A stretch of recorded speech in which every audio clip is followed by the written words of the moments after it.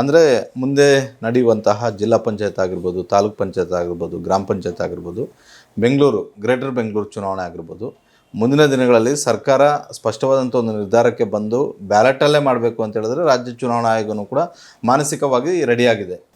ಸರ್ಕಾರ ಸಂಬಂಧಪಟ್ಟ ಕಾಯ್ದೆಗಳನ್ನು ಮತ್ತು ನಿಯಮಾವಳಿಗಳನ್ನು ಸೂಕ್ತ ತಿದ್ದುಪಡಿ ಮಾಡಿ ಕೊಟ್ಟರೆ ನಾವು ಅದನ್ನು ಪಾಲಿಸಲೇಬೇಕಾಗ್ತದೆ. ಏನು ವ್ಯತ್ಯಾಸ ಸರ್ ಬ್ಯಾಲೆಟು ಮತ್ತು EVM ಚುನಾವಣೆ ಆದರೆ? ಯಾಕಂತ ಹೇಳಿದ್ರೆ ಕಾಂಗ್ರೆಸ್ ಅವರು ಹೇಳ್ತಿದ್ದಾರೆ EVM ಅನ್ನು ಯಾಕೆ ಮಾಡ್ಬೋದು ಅಂತ.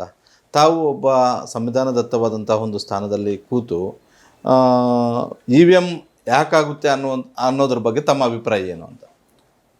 ಇಲ್ಲ, ನಾನು ಆ ಬಗ್ಗೆ ಹೇಳಲು ಎಕ್ಸ್ಪರ್ಟ್ ಅಲ್ಲ, ಅದರಲ್ಲಿ ಪರಿಣಿತಿಯನ್ನು ಹೊಂದಿಲ್ಲ.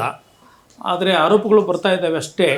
ಮತ್ತು ಸುಪ್ರೀಂ ಕೋರ್ಟ್ ಕೂಡ ಮೊನ್ನೆ ಸರ್ವೋಚ್ಚ ನ್ಯಾಯಾಲಯ ತನ್ನ ತೀರ್ಪಿನಲ್ಲಿ EVM ಒಂದು ಜೆನ್ವಿನ್ನೆಸ್ ಬಗ್ಗೆ ಒಂದು ತೀರ್ಪನ್ನು ಕೊಟ್ಟಿದೆ.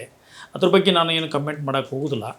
ಯಾಕಂತಂದರೆ ಈ ಬ್ಯಾಲೆಟ್ ಪೇಪರನ್ನು ಯೂಸ್ ಮಾಡಬಾರ್ದು, EVM ಅಷ್ಟೇ ಯೂಸ್ ಮಾಡಬೇಕಂತ ಎಲ್ಲಿ ಹೇಳಿಲ್ಲ. ಯಾವುದೇ ಸಂವಿಧಾನದಲ್ಲಿಯೂ ಇಲ್ಲ, ಯಾವುದೇ ಕಾಯ್ದೆ ನಿಯಮಾವಳಿಗಳಿಲ್ಲ, ಯಾವುದೇ ಸರ್ವೋಚ್ಚ ನ್ಯಾಯಾಲಯದ ತೀರ್ಪಿನಲ್ಲೂ ಇಲ್ಲ. ಆದರೆ ಸರ್ವೋಚ್ಚ ನ್ಯಾಯಾಲಯದ ತೀರ್ಪು EVMಗಳ ಒಂದು ಜೆನ್ವಿನ್ನೆಸ್ ಬಗ್ಗೆ ಒಂದು ತೀರ್ಪನ್ನು ಕೊಟ್ಟಿದೆ. ಅದ್ರ ಬಗ್ಗೆ ನಾನು ಏನು ಹೇಳೋಕ್ಕಾಗಲ್ಲ.